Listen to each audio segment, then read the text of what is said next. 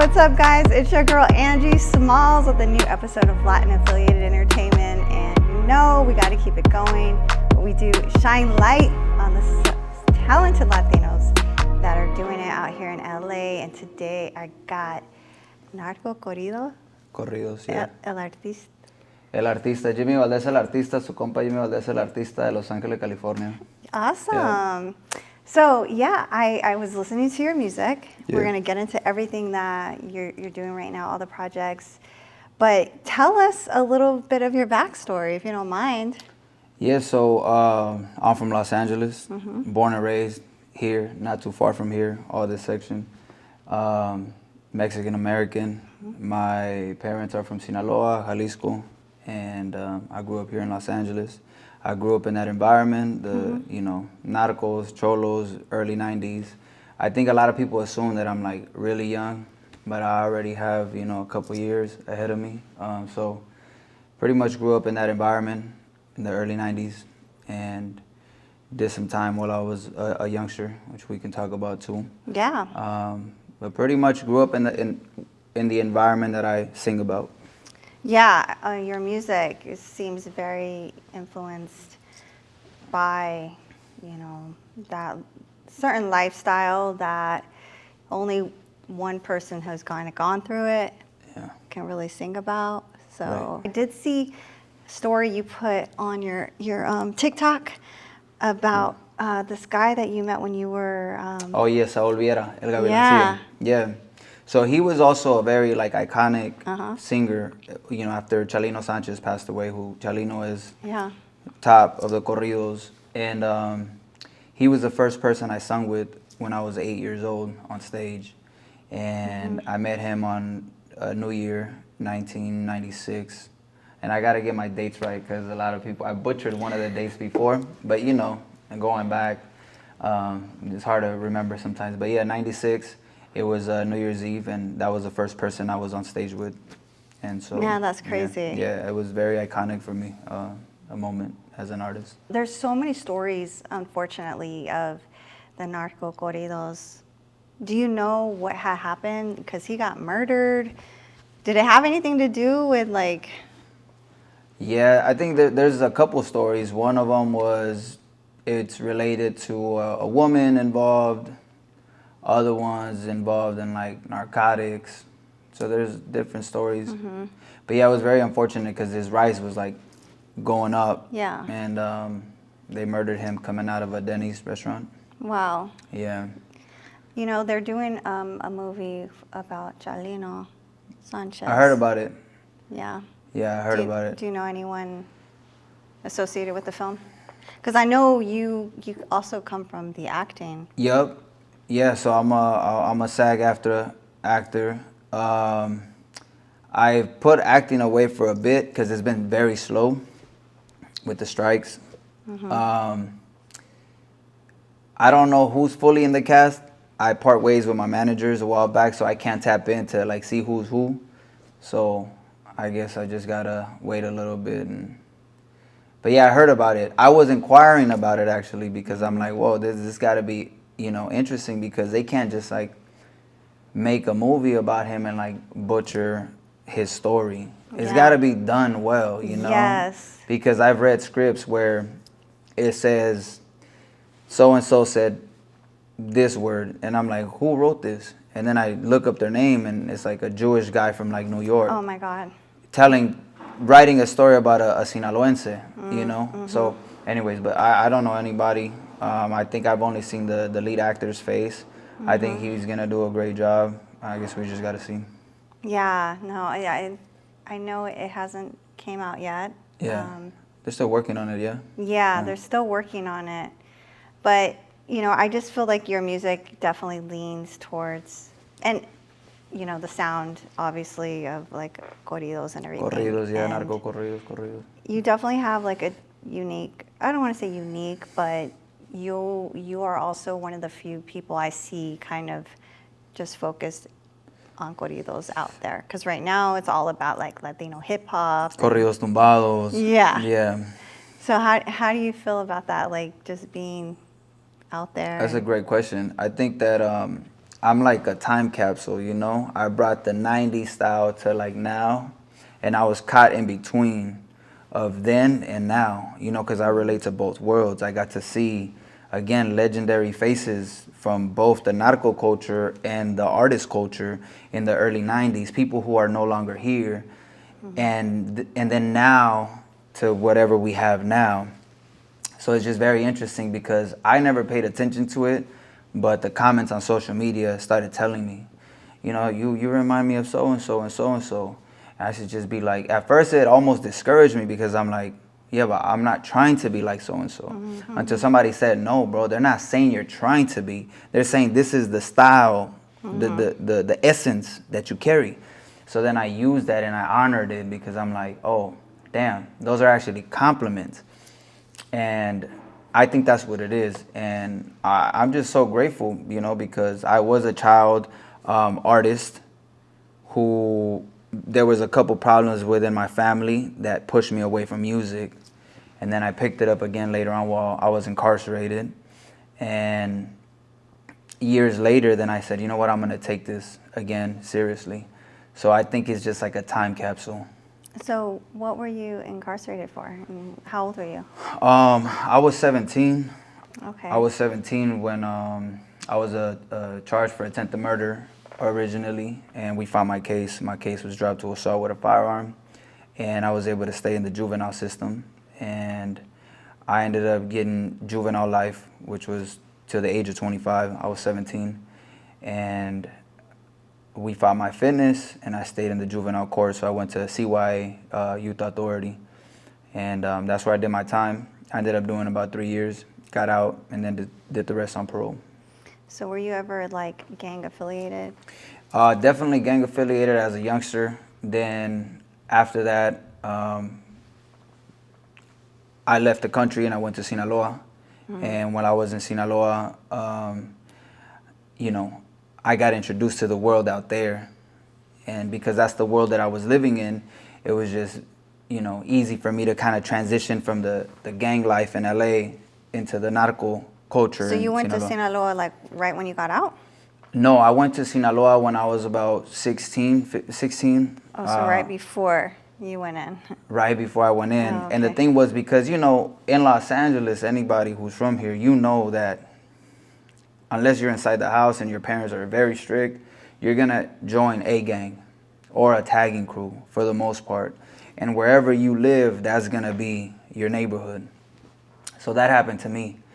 And, you know, in the first year, 2 years of all of that,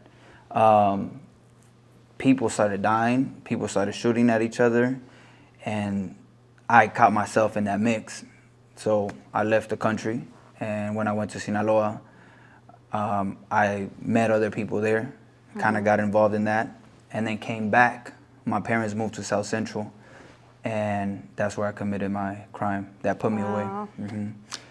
I was supposed to go back to Sinaloa and, you know, grow over there and get involved. But because I was incarcerated, I never made it back. Oh my God. So it was kind of like incarceration pretty much saved me. It definitely changed, you know, the direction of your life. Absolutely. And there's another portion that's a little bit deeper than what we're talking about, that kind of just like, damn, you know. And I'll speak about it briefly because we're working on this story now. But pretty much the person who was supposed to be my boss there, a year later, while I was incarcerated, was killed and wrapped in sheets and found on the side of the road. And there was an 18-year-old who was in the passenger seat of the car they were driving, shot in the head. And he was 18. I had just turned 18 while I was incarcerated. So, you know, wow, the trajectory really changed, you know? So it's good in a way. Very good way, that you didn't go back. And absolutely. Thank God that, you know, and unfortunately, I know the jail system is obviously a whole topic on everything, how bad it is, you know, and I hear horror stories about kids that get locked up and how unfair, you know, they get treated, you know, and thank God you even though you got that life sentence, you were able to come out at 25, you know. Absolutely. So what happened when you came out when you were 25 years old? Like, what did you do to kind of get back, like, into society? yeah, or in your life in general? Yeah. Like, So basically, I was given till the age of 25, but like I had mentioned, I ended up doing 3 years. So I got out around my 21st birthday. Yeah, when I came home, I knew I had to go to college now. I knew I had to get a job, go get my ID, go get a driving, go get my license. Well, the first thing that I did was I joined the boxing gym, because boxing has always been in my background. So I knew that I needed to stay focused and something positive. So there was a boxing gym right around the corner over on like 49th and Normandy, Los Reyes Boxing Gym. No, that was no, Casa de Campeones. And I locked in and I went straight to college where I studied cinema and theater. And I did whatever I needed to do, get my license, you know, those kind of things. But I was in a relationship at that time. I got into a relationship and then it ended, but I didn't have the coping skills because, you know, for the first time, I'm like, I'm trying to do things right. I'm going to be with one person and I'm going to do everything I got to do. And, you know, it didn't go accordingly. The plan didn't go accordingly. And so I didn't know how to cope with that relationship and the ending of it. So I went back to what I knew best, which was drinking. And drinking developed into drugs, and it kind of shortly brought me back into my old ways. And so I was kind of stuck in that environment again with the old people and my old lifestyle. And from 21 or 22 to like about 26, I really went back and forth with the lifestyle until the group of friends, my core group of friends, they were sentenced to however long they were sentenced for a murder, and they all went away. Like 5 of them just in one shot. I lost them all. So I looked around, you know, and I'm like, man, you know, so-and-so was very talented, a lot of potential. This guy was a great business person. Mind you, this kid's like 22 years old, making a lot of money. This other guy was a good writer and singer as well. And like, you know, all these guys with potential, they all just went away. wow. And so that's where I was stuck in the crossroad. And I said, what about me?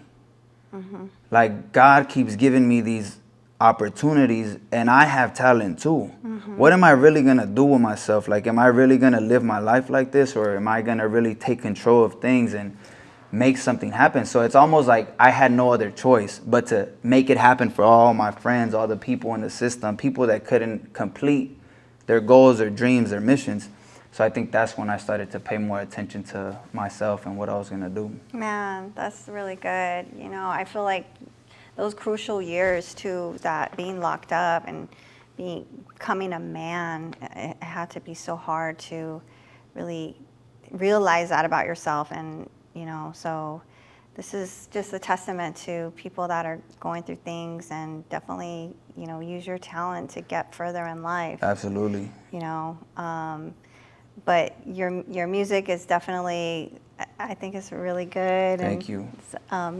What were you doing in New York recently? Was that anything work related? Yeah, music related. I was with my manager. I was just gonna say that, yeah, of course, you know, use your talents and like don't let fear get in the way, because fear is really what holds us back from accomplishing what we want to do.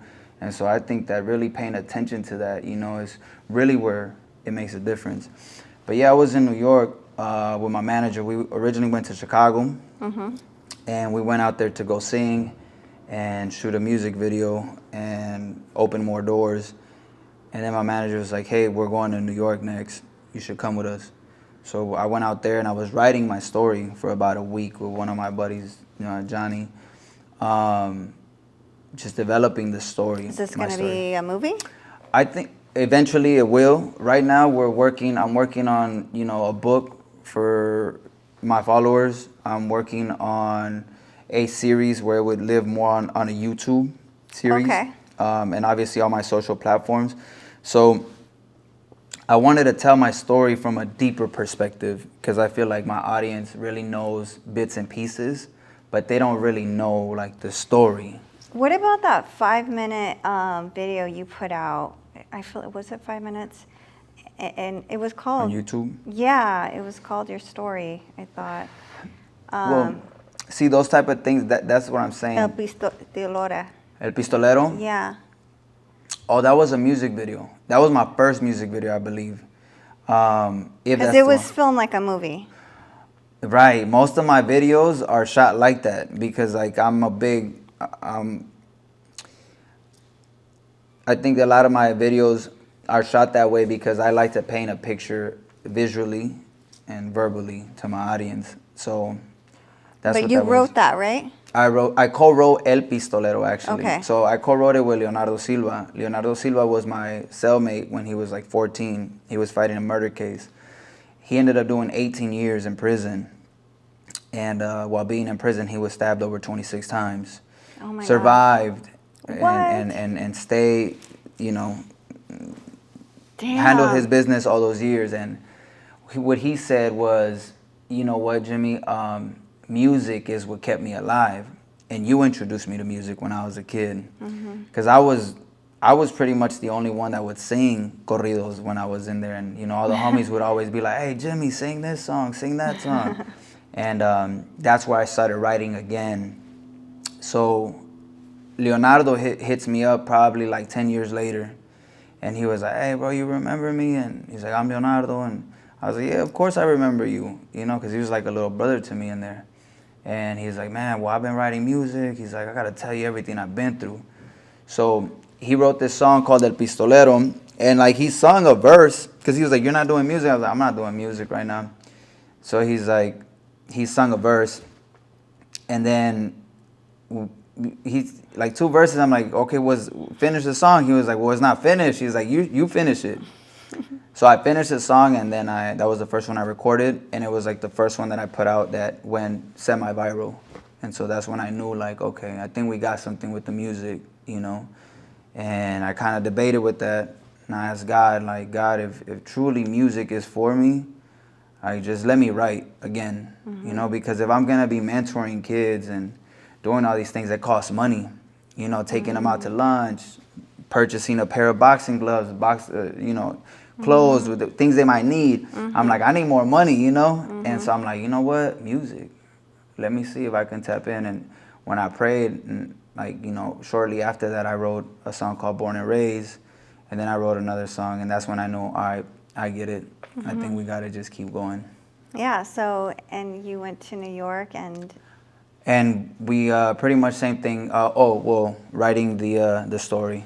Okay. Yeah, that's what it was. So Chicago was more on the music side. New York was more on the writing side. And yeah, just came back to LA. And did you collab with anybody in Chicago? In Chicago, yeah. Shout out to El Compa Malo de Chicago y todos los plebes de allá. It was great, man. This kid is like up and coming. He's really. You know what's interesting about him? That I was scrolling through TikTok and I saw him, and I'm like, he was singing a song, and I'm like, damn, this guy's dope. But he looked like a youngster. So I started going through his stuff. I followed him. Then I met with my engineer and my directing team. Shout out to Compa Dani, Jaciel, Compa Ronnie, Compa Power. That's my whole team of, you know, recording live videos. And I met with Jaciel, and I was like, Jaciel, we're looking at who we're doing duets with next. And I'm like, yo, what about this kid named Malo? You heard of him? And he was like, oh yeah. He's like, I'm recording him Saturday. I'm like, get the fuck out of here. Right? He's like, yeah, I'm recording him Saturday. It's so come funny by. How the universe come works. by. Yeah, come by. Mind you, I never heard of this kid. And I just followed him like 2 days before that. And he was like, come by. He's like, I'll talk to his manager. Let's see if we can get a duet. Sure enough, we met. We kicked it off, and it was cool. He was like, yo, I fuck with it, bro. He's like, let's put a song together. Let's see what we want to do. And we did. We chose 2 songs. One of them went well. The second one, my voice kind of went out. But we got one good song. So a corrido? Yeah, it's a corrido. It's a cover, but it's a corrido. And yeah, shout out to Malo, Chicago. Amazing people, like very hospitable. You know, very very cultured people there for sure. Interesting. Was that the first time you've been to Chicago? It's my second time. Yeah, but my first time as an artist. Yeah, first time. Yeah, I always wondered how the scene is for Latinos out there. Beautiful. Yeah. Yeah, you know, a shout out to the homie Ricky too. Ricky, like they drive big trucks. You know how here we got Lolos and everything? Over there they like Rammers, big trucks. And so, you know, when I pull up Do they over have the there, parking spaces for it out there? hey, they do. They They do. do. You know, I went to Little Village. Shout out to everybody in Little Village. Little Village, I wouldn't know how to say what's a comparison, if it's a South Central or a Watts kind of thing, but it's the hood. So, you know, I went out there and like doors open, you know, but because same thing, you know, when they've came to my neighborhood, doors open. So, That's dope. yeah. Chicago's dope though, for real. I like it. That's so cool. So I know you got some, you know, you said you're recording new music right now. Are you focused on just doing that, or what's your focus for like 2025? Music. I'm really focused on music. I mean, sometimes I look at some other shows, TV shows, and I get like I want to audition, but I'm really focused on music. I think music has a lot of what I look for. So when we shoot the videos, we can get creative visually, you know, acting wise, talent wise, and writing. And I really want to grow that business, you know, sell more music, do more shows, and just really capitalize and start bringing in. I'm really focused on the art, but I'm really focused on the business side of it. I really want it to start making sense, you know? Okay. Yeah. So if you're doing the business side, and you said, are you helping to mentor, like you said, like music wise as well? Everything. For the kids? Yeah, everything. For the most part, everything, you know.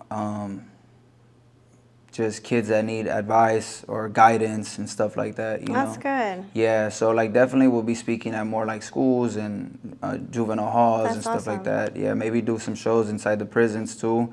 I've got asked this year to do some, but I think this year I'm looking forward to more music, looking at things from the business side, capitalizing on it financially, and, you know, doing more of that kind of work where it's like performances in prisons and just giving back and that kind of stuff.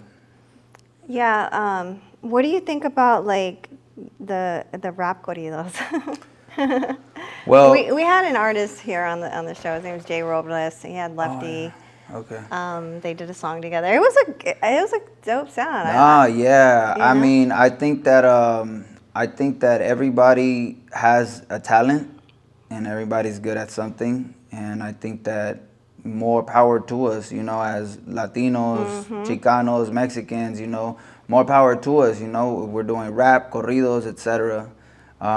Me personally, I like corridos. You know, that's who I embody, that's who I am, that's how I grew up, and that's my sound. But man, more power to us doing what we're doing. Do you like being labeled as a Narco Corrido singer? A corrido singer. Yeah, Okay. corrido singer. Yeah, I like it. I love it. You know, especially now because you tell people who, like, you know, black folks, white folks, Asians, they're like, I met this Russian girl the other day. They introduced me to her, and then he was like, oh, he's a singer, songwriter. And she was like, oh, really? What kind of music? I said, corridos. Oh, I like those. She's like, I know corridos, you know? And so, I mean, I think it's dope, you know? I don't mind it. I love it. Yeah, it's definitely a lane, and I feel like you're doing it, you know.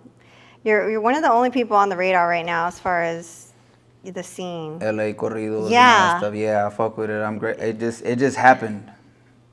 Yeah, staying authentic. Okay, so you're starting to help in the studio more. Oh no, well, it's about a girl. Oh, Yeah, okay. because you know I feel like a lot of the corridos are written for men and in who they are and their story. But like I like to bring out the stories of girls too. You know, I think I wrote one for my friend too. She's a gang member, and just like her upbringing, like her mom died when she was 6, and it's kind of like telling her story. There's another girl who's from another neighborhood who got shot in the eye. Damn. And it's like, you know, I want to highlight their story because really, like, these are very powerful stories. Right. I think sometimes people get caught up in the badness of things, but it's like this is somebody's real life. Yeah. That they didn't live. Yeah. That is it's kind of like an underworld kind of like Definitely. life that people don't know about. So I like to highlight who they are, because I think there's more beauty to what people might just know about them. No, I love that. I feel that those stories should be told more. You know, we like to talk about like theatrics, I guess, and rap is a lot of exciting stories, but for the people that actually go through it, it's really cool that they can have something to actually listen to and resonate with. Especially, I think corridos are the perfect, you know, genre. Yeah, for that. For that. You know? Storytelling, highlighting, immortalizing people. Yeah. They're very interesting stories. Yeah, I mean, Latinos are just, you know, we are trendsetters, and our stories are crazy, you know? Like, we have, like, our crazy families and crazy associations, and... Yeah. You know, everybody in LA has got a little bit of thug in them. That part, yeah, not for sure. Yeah, absolutely. Like Tupac said. Yep, and I like to highlight people's stories. You know, I think they're powerful, whether it's not in a criminal way or a criminal world, but also everybody has a story. You know, so there's some stories that catch my attention, and I'm like, oh, I want to write about it. That's dope. I can't wait to hear it. Yeah, her name is La Bicha. I just wrote a corrido for her, and amazing person, no hesitations. How much you charge? This much. All right, bet. Send it to you right now. I said, give me a second. Let me write first. And I took my time with it because I knew as a writer, there's a process to be able to write. I could come up with something right off the top, but I feel that when you really let what you're trying to express process, then when it goes, it just like writes itself. Writing is very powerful. Music is spiritual, and I think that you just got to catch these moments, and that's one of the songs. Is I sung it to her when I was in Chicago, and she cried.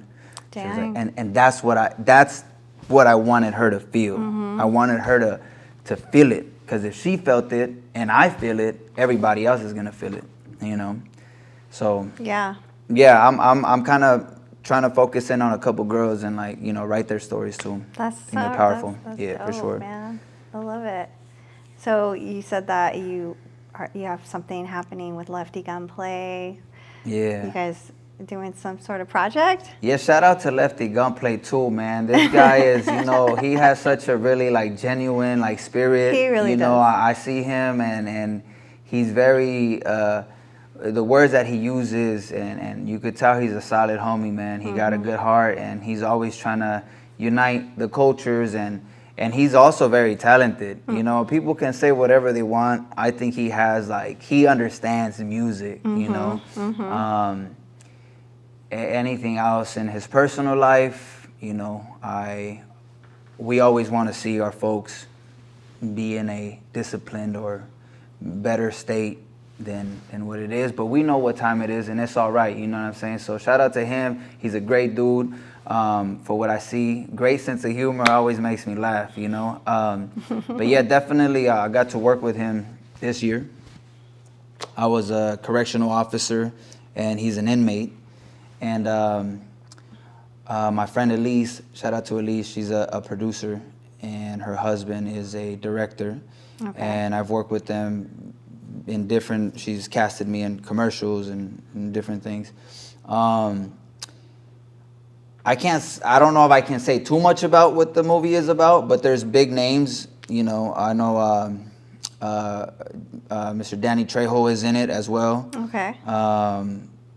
Just a couple other names who are there. But yeah, you know, Lefty, definitely got a scene with Lefty. And again, I'm just a correction officer, and he's an inmate, and that's that. Yeah. Is this the movie that he... I think he mentioned it in the interview. Yeah. That's the one, yeah. I think that's the one. He seems to be putting a lot of, you know, effort. He's really, you know, like you said, we all know Lefty puts his heart and soul in any project he's doing. So it seems like he's definitely has been doing that with acting. I know he was posting stories about going to acting class. That's cool. Yeah, with Richard Cabral too. I think he's working on something with him. Look, man, shout out to him, man. I really hope the best for him, and I hope that everything he's working on, he continues to shine, and may nothing get in his way that can, you know, f that up. But yeah, he's been putting in the work. I think he did mention that in your interview. That's definitely the one. Oh, you watched our interview?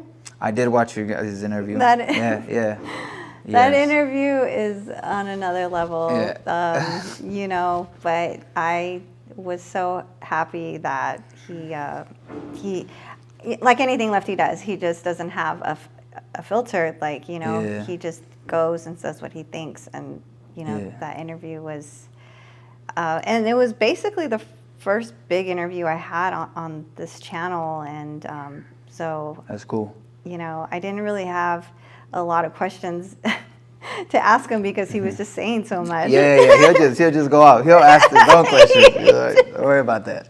He did. He really did. Nah, he's good. No, Cool. but shout out Lefty. We love Lefty. For sure.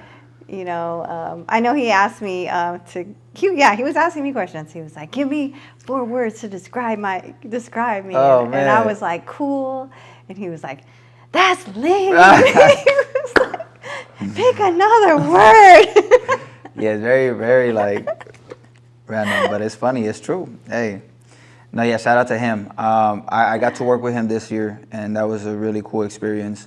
And then then this Kendrick thing came out for him too. So that was really cool. I mean, I think a lot of us who are working in this industry and are upcoming and really making noise for the culture, for the city. Hell yeah. Like we're all learning about each other. Mm-hmm. I know, man. So shout out to everybody. Exactly. Yeah, for sure. Yeah. Exactly. You know, it is here in LA. Like we are kind of seeing each other out.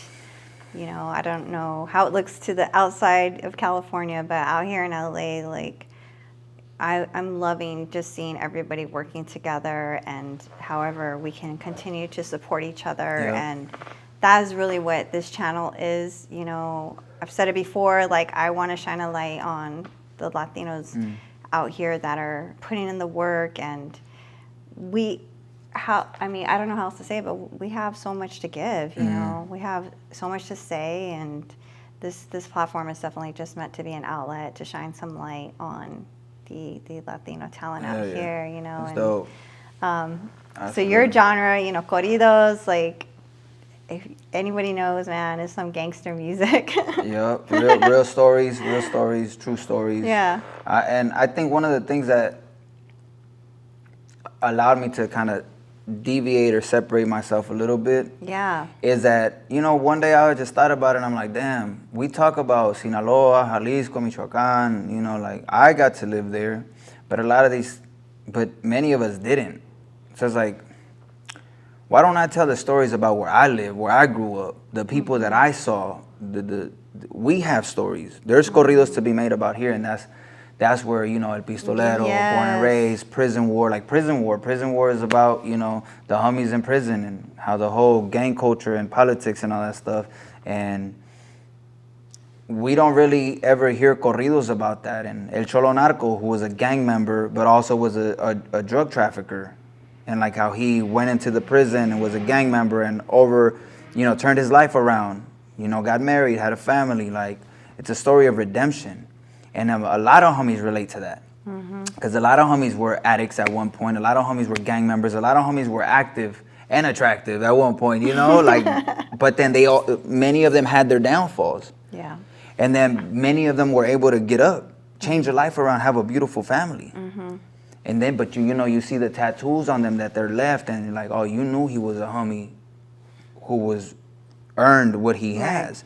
So you never heard this kind of stuff in corridos, and I wanted to do it in a very honorable way, not in a way where it'll come off as cliche or kind of like, not respected. And I'm just grateful that I was able to be the person to kind of give light to these stories, because I consider myself a serious person, even though I like to, joke around and, all that stuff. But my music and stories and people's stories, para mí son cosas serias. I think that you got to honor that. Integrity. Of course, you got to honor that. You know what I'm saying? It's like, we're talking about serious people. It's not a time to be, a clown. Right. So it just all worked out, and I think that a lot of people were like gravitating because they're like, yo, I'm from LA, or I'm from Texas, I'm from here, but I relate to that. I was locked up, I did time, I was in drugs, I was a gang member, So I think it worked out beautifully, and I'm just grateful to be able to do that and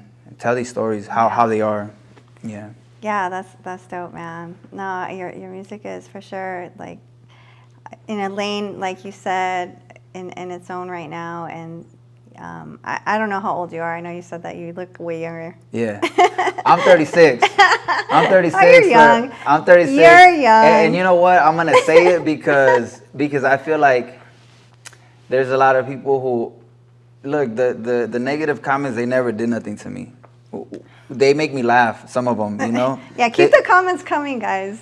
Yeah, we love comments. We love comments, but you know, I think everybody else, because I already know all the real ones fall into place. They all like look at it, they know what time it is, you know. But I say that to say this, that I think some people don't know, and they just think I'm a youngster putting things together.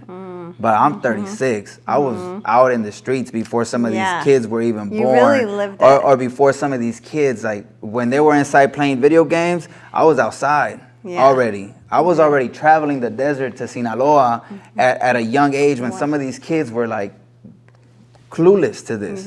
Right? So I'm 36. I'm not just a little kid, you know, singing these lyrics. Like I really lived this life, and I just want to honor it.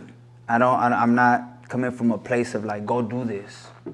You can do whatever you want, but I am coming from a place of like honor to those that are here and those that are no longer here.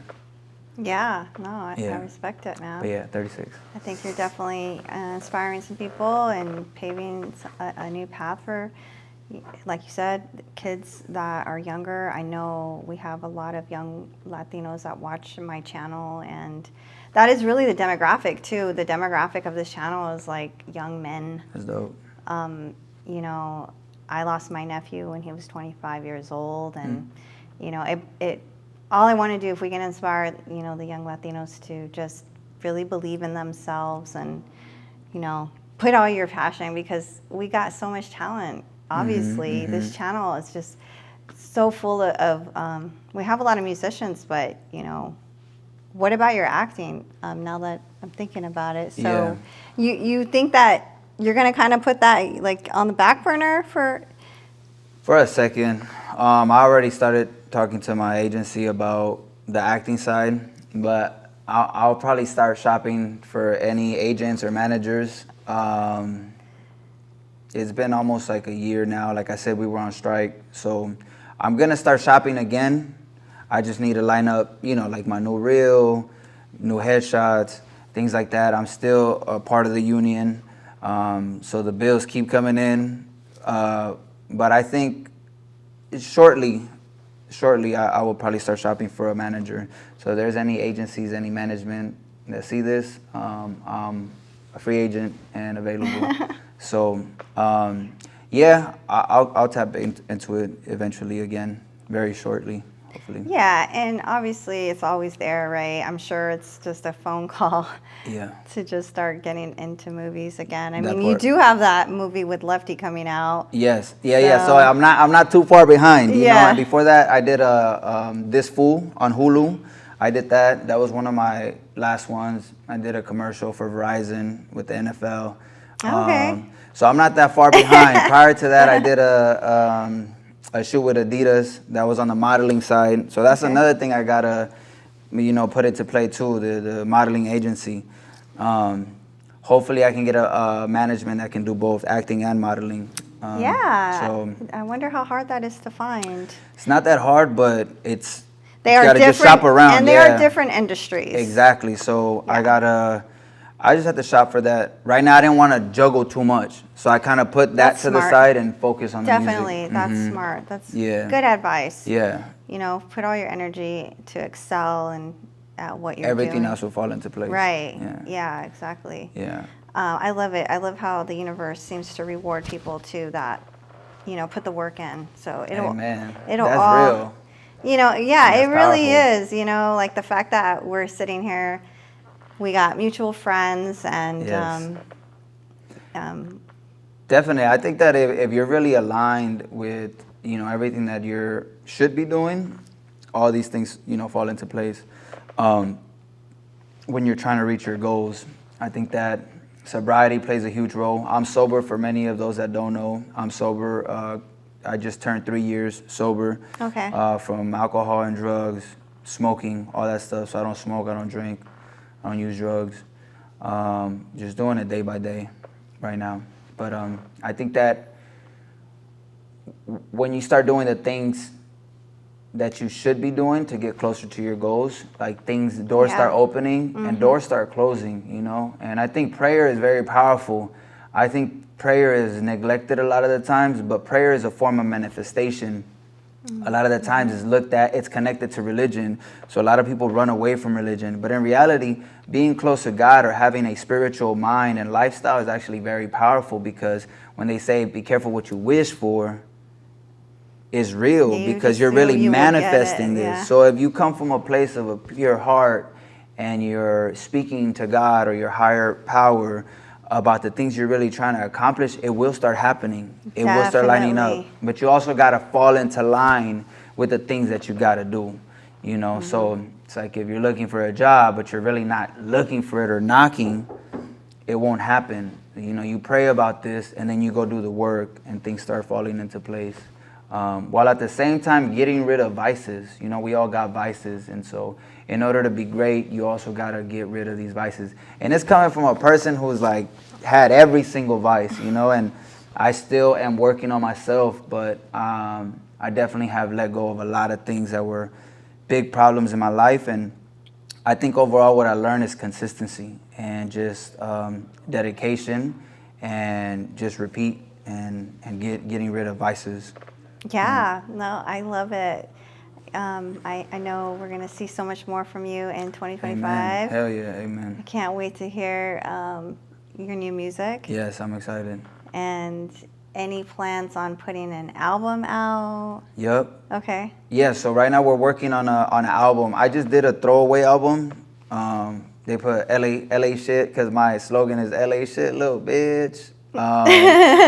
So they titled the album LA Shit, and it's just a covers. It was a throwaway album, just something quick. But we're definitely working on an album of new originals, and it's probably like about nine songs, I believe. They're all written by me. Yeah. So yeah, we're working on that. That's my first actual album that I'll be releasing. Okay. So I'm excited for that. Do you work with the same producers when you do an album? album? Right now I do. Right now I do. Shout out to Jaciel and the whole team. Like I said, man, this guy, last time that I was in New York, I came back and I did a big shoot with them. And I just took, again, for those independent artists too, take your chips, man. Take your chips and invest. You know, pay the price to record, pay the price to shoot your videos, pay the price to buy your clothes, pay the price. Like, really go figure out how you're gonna make money and bring it back and invest it, because that's what I did until somebody, you know, started noticing me. And now we're connected. But, you know, I think that's a lot of the times we're waiting for other people. Oh, this person, nah, bro, don't wait for nobody. Get your chips together, go pay an engineer, go pay a videographer, and get it done. And that's what I did. And I say that to say that this last time that I came back from New York, I put about $6,000 to $7,000 together, and I put like 3 songs with different, you know, instrument players, and just paid everybody. I was like, fuck it, I'm gonna do it. I knew the sound was gonna be different, better quality than recording for like $300 in my friend's garage, you know. And when I did that investment, Jaciel saw the way I dressed my sets, saw the people that I got, saw everything that I did, and was like, you know what, bro, like, I've been told you this, but you really got something, and I want to work with you. And so we came to an agreement on what we're doing business side. And so right now he's just, him and the team is very invested into what I'm doing, which kind of helped out a lot, because, you know, dropping $6,000, $7,000 every time, it adds up, especially when you're an independent artist. So right now we got a business partnership, and it's looking great. And so we're just consistent. So a lot of new music is gonna come out, a lot of new videos are gonna come out, and I'm really excited for this year. Nice, man. Well, you guys better go follow Jimmy Valdez.